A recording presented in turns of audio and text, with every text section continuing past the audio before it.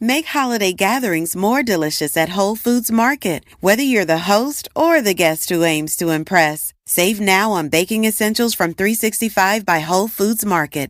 Need some extra help? Pick up crowd-pleasing flatbreads that are ready to heat, or build a lovely charcuterie board with sales on specialty cheeses and meats. Holiday wines and beers are also on sale, starting at $7.99. Host the perfect holiday party with Whole Foods Market. Must be 21 plus. Please drink responsibly. Hungry to Live. I'm Jason Horton. I'm Rebecca Lieb. And this is Ghost Town.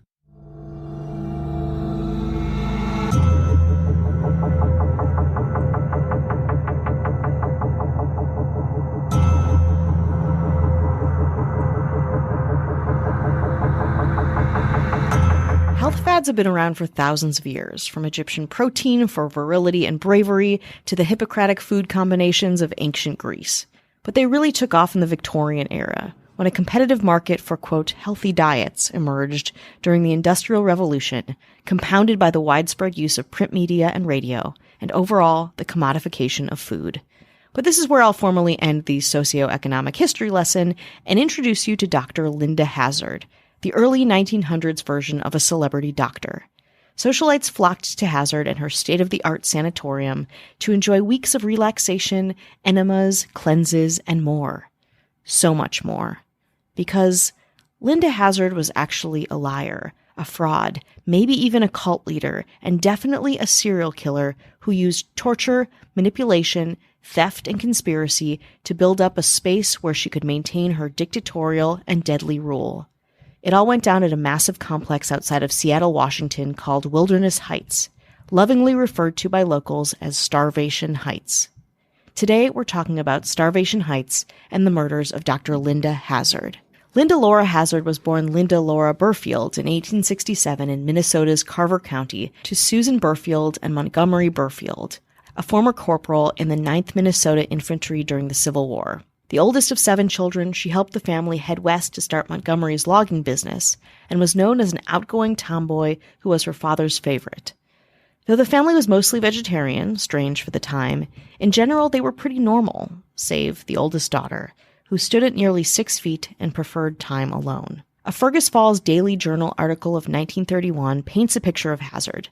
We'll call her Linda or Hazard, though she'll also have the last name of Burfield and Perry, just FYI. A Fergus Falls Daily Journal said Hazard was, quote, a strange child, and her parents were told she would do weird things and lead an unusual life. From the first, it was evident that she was different from other children. She was inclined to be haughty, high-strung, and visionary. Linda spent many hours communing with herself instead of joining with others in their childish activities. At one point, the Burfields brought their kids to a doctor, and a local physician convinced Linda's parents that the children all had intestinal parasites. The doctor prescribed pills that induced vomiting and diarrhea, which did not sit well with Linda, literally and figuratively, who would later condemn the treatment for causing, quote, irreparable injury to her intestines, and cited this experience as the thing that piqued her interest in alternative health treatments. By age 18, Linda married Irwin Perry, 14 years her senior, and the two moved to Fergus Falls, Minnesota, where Perry owned a livery business. They had 2 children, Rollin in 1889 and Nina in 1891. In Minnesota, Linda did some training as an osteopathic nurse and decided to really go for it, when in 1898 she announced to her family that she was moving to Minneapolis to pursue her dream of being a doctor. Again, minimal osteopathic nursing training and with no doctoral degree. Great idea, can only end well. The 31-year-old shipped off her children to her mother, Susan, and left Perry back in Fergus Falls. Quote, Linda's ambitions as a fasting specialist had usurped her desire for motherhood, says author Greg Olson, who wrote the excellent book Starvation Heights about Hazard's life and work. Quote, she simply couldn't be bothered with it. Also in 1898, Linda discovered fasting as a health strategy by reading a book called The Gospel of Health, written by Dr. Edward Hooker Dewey. In it, Dewey praised the restorative power of fasting. Quote, every disease that affects mankind develops from more or less habitual eating in excess of the supply of gastric juices, Dewey wrote. He believed the path to health was to let the digestive system rest, so the body could rid itself of toxins which caused imbalances in the body. Makes sense, even perhaps today. Linda loved Dewey's book, but thought it wasn't nearly as rigorous enough. As an osteopath, Hazard took a holistic approach to medicine, meaning that the cure of something is achieved through treating the entire person. She applied the ideas of fasting to everything, believing the more one fasted, the better. Her fasting regimen, Linda herself claimed, could cure anything from toothaches to constipation to syphilis. And people loved it. But keep in mind the context. A little more than 20 years earlier, physician and, of course, cereal king John Harvey Kellogg opened his own high-profile health sanitarium, complete with expensive treatments like yogurt enemas and light therapy, for the ultimate health experience. And fasting itself was a legitimate form of wellness. With journalist Upton Sinclair authoring The Fasting Cure in 1911, Sinclair's book claimed that fasting cured practically all diseases, including cancer and tuberculosis. But Linda took it to the next level, if you can believe it. Her patients were prescribed 40-day marathon fasts, massages likened to beatings, hours-long enemas, and scalding hot baths. But in some instances it worked, and Linda's patients improved. But others did not. After 41-year-old Gertrude Young was paralyzed from a stroke, she went to many doctors with the hopes that they could help her, to no avail. So she went to Linda and began the doctor's fasting regimen in mid-October 1902. 3 weeks later, the patient woke to, quote, violent fits of vomiting of a dark, acrid-smelling gruel, Olson wrote in his book. After being hospitalized, the doctors told her she must break her fast, but to no avail.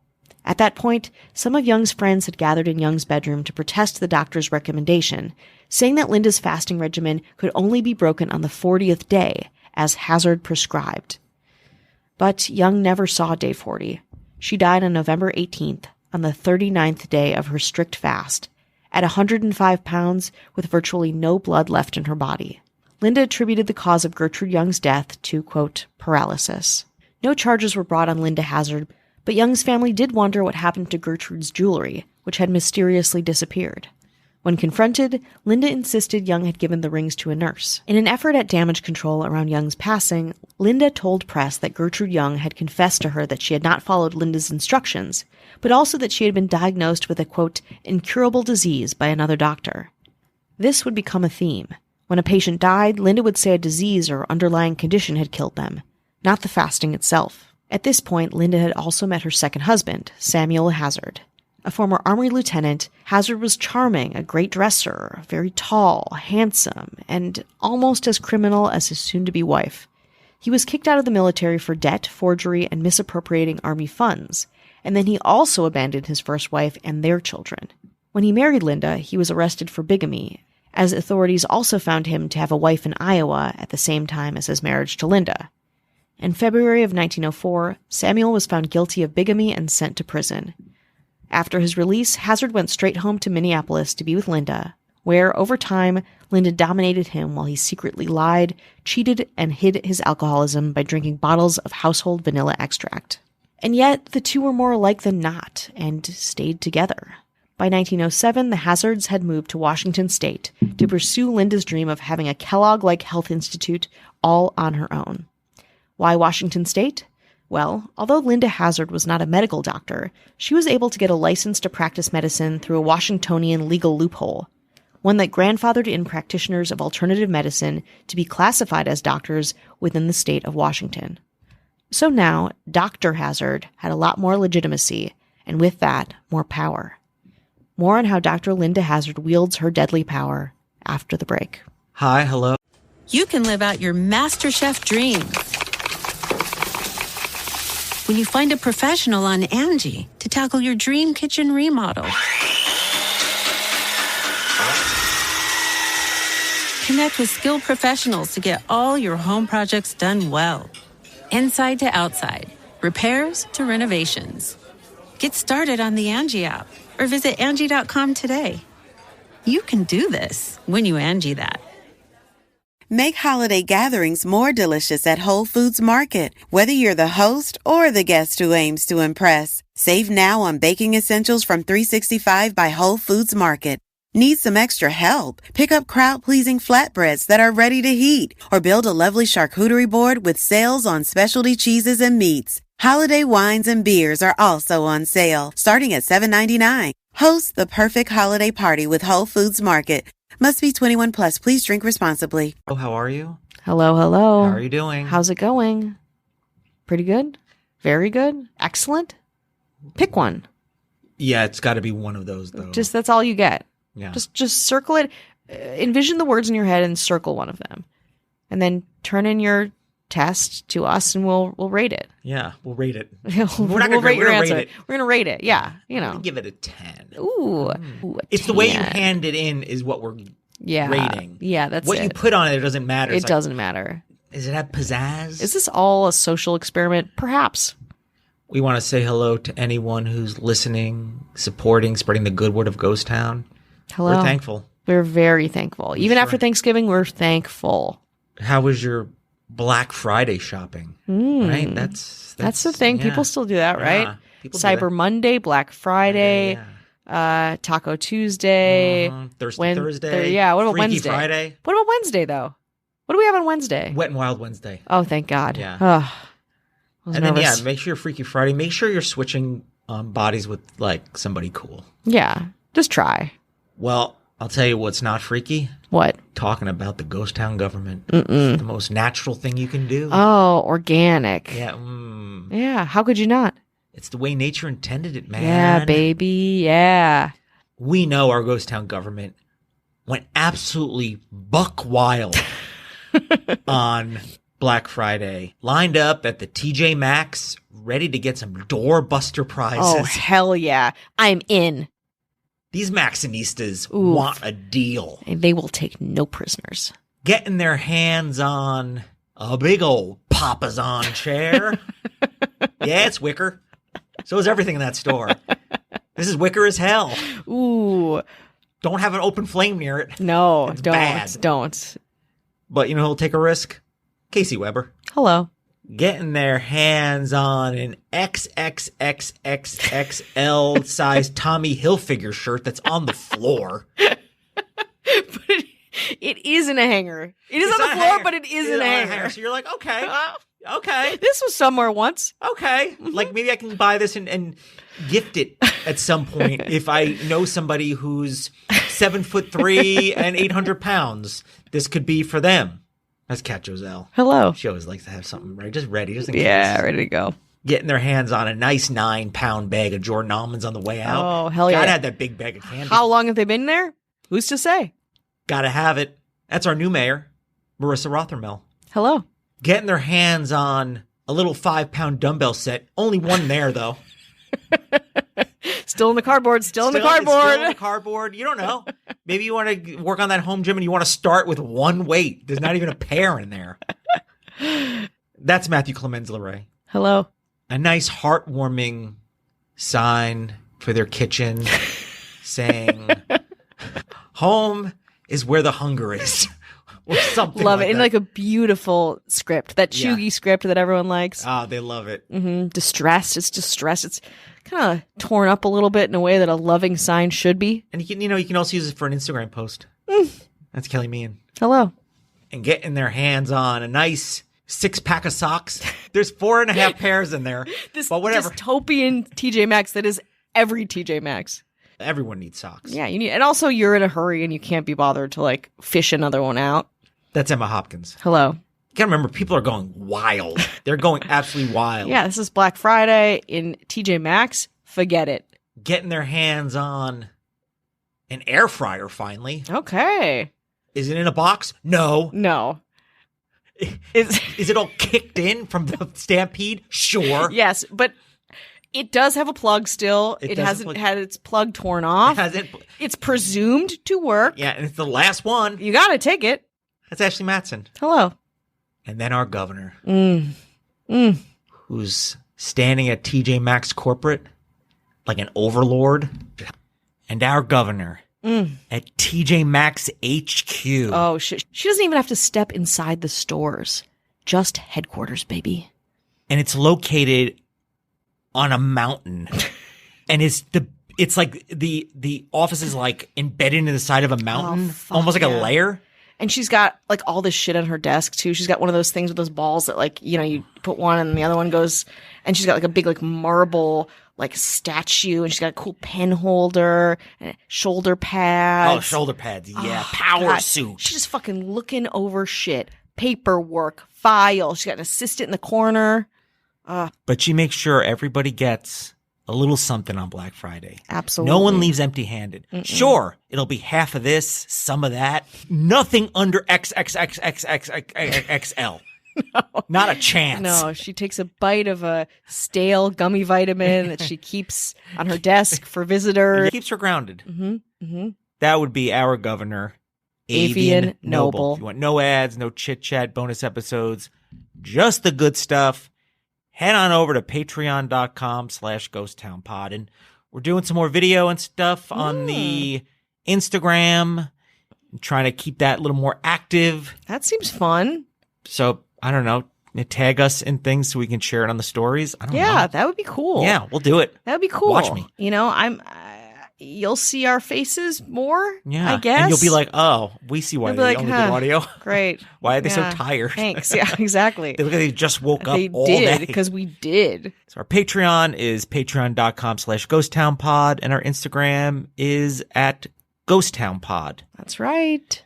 Let's get back to Washington State, where it's 1907, and Dr. Linda Hazard and her husband have moved to Olea, Washington, to start a wellness retreat, which they call Hazard's Institute of Natural Therapeutics.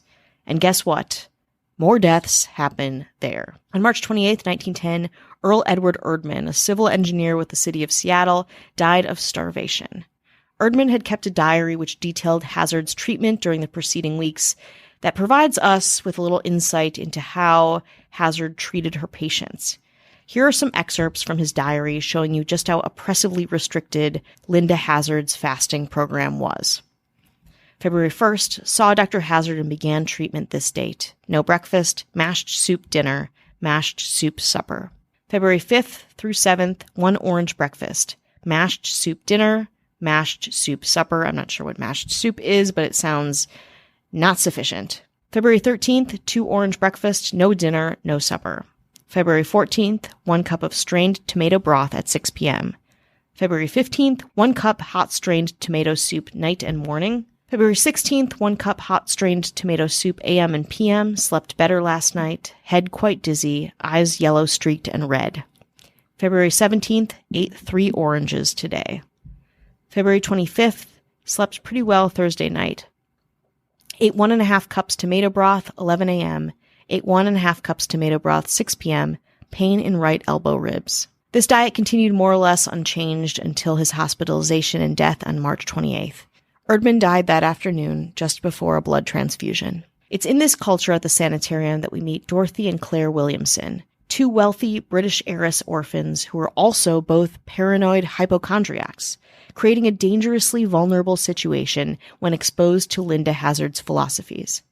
Dorothy, known as Dora, and Claire began digging into alternative wellness to address what they thought were a long list of ailments, doing things like giving up meat and foregoing corset wearing. At that point, they discover an ad for Linda Hazard's book, Fasting for the Cure of Disease. The 2 read Linda's book and were convinced Hazard's Institute was the only solution to their health issues. So, in February 1911, they traveled to Seattle to check into Hazard's sanitarium.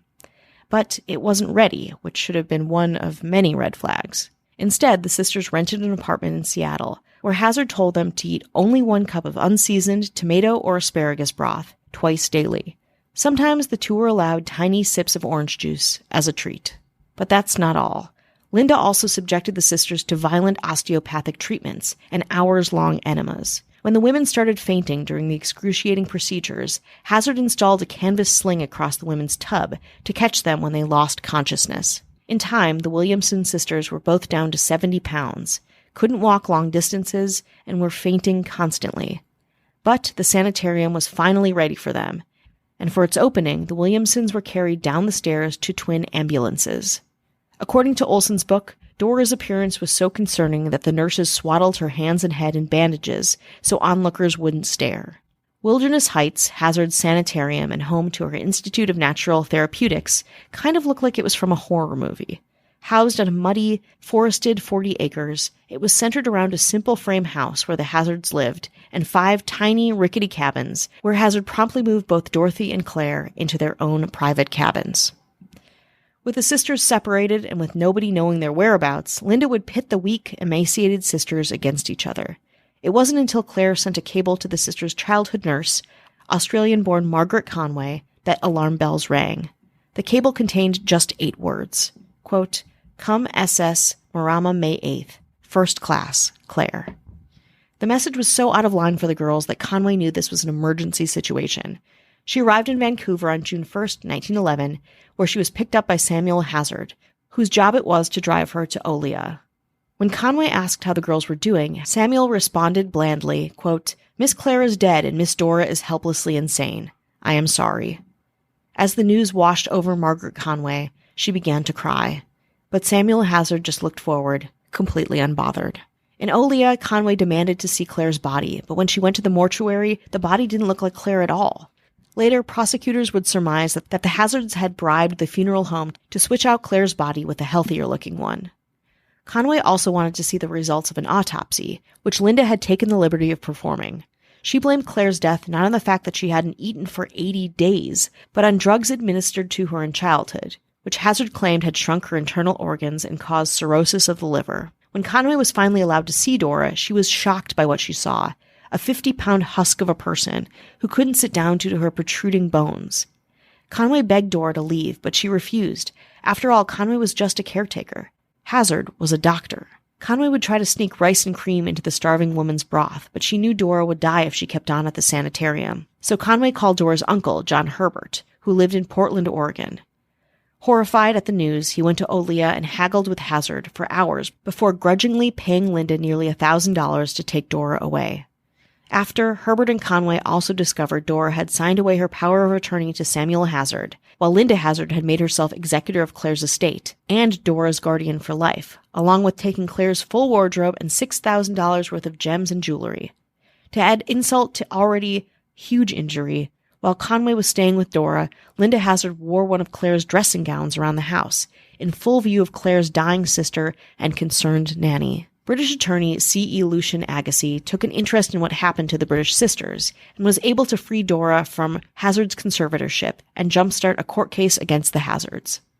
As Agassiz and Herbert looked deeper into the establishment neighbors called, quote, Starvation Heights, they found a new trail of wealthy patients who died under Hazard's care, some even signing over large sections of their estates to the couple. One of them, a former state legislator named L.E. Rader, owned the land on which the sanitarium was built. When Rader died in May 1911, he was located in a secret location so authorities couldn't question him. Another wealthy British citizen named John Ivan Flux came to America to buy a ranch, but died emaciated with just $70 to his name. Another New Zealand patient reportedly shot himself while under Hazard's care. On August 15, 1911, authorities arrested Linda Hazard for the murder of Claire Williamson. She was found guilty and sentenced to 2 to 20 years of hard labor in a Walla Walla prison, in addition, of course, to her medical license being revoked. But her hardcore followers did not relent. Up in arms, hundreds of letters came in, asking for Hazard's immediate release, which included a New Zealand petition imploring the state to, quote, look upon Dr. Hazard's methods of treatment as a boon to suffering humanity. An appeal was made to the Supreme Court, but was rejected. But, after a year and a half in prison, Hazard was pardoned by Governor Ernest Lister with the stipulation that she leave America for good.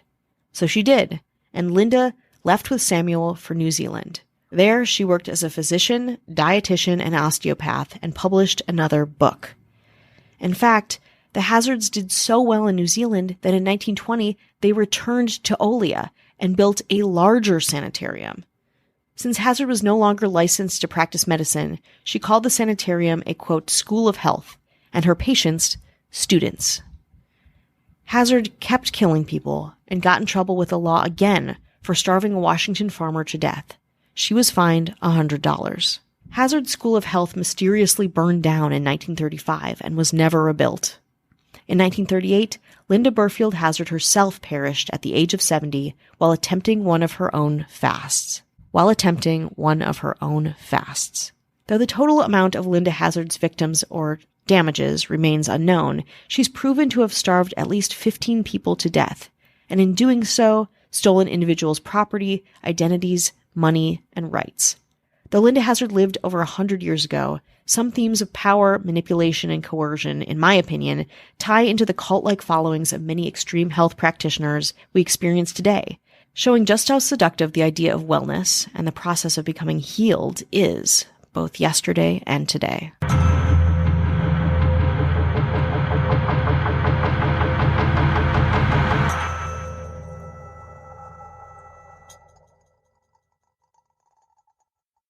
You need to be at the Invest Wealth Summit, December 1st through the 3rd in Tampa, Florida. Join Tucker Carlson, Buck Sexton, Dutch Mendenhall, Lisa Booth, Tudor Dixon, and many more. Secure your seat at investwealthsummit.com. 2024 could be your best year financially if you know how to navigate it. Tucker Carlson will be live on stage with Buck Sexton and many more. Do not get left behind. Tickets will sell out. Secure your seat at investwealthsummit.com today.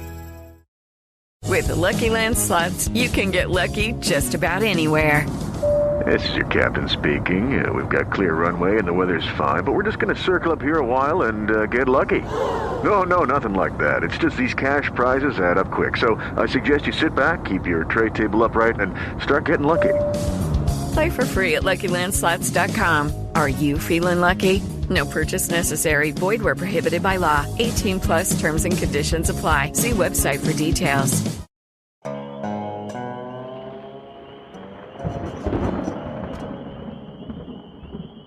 I wanted to tell you about our podcast, Drew Blood's Dark Tales, hosted by me, Drew Blood.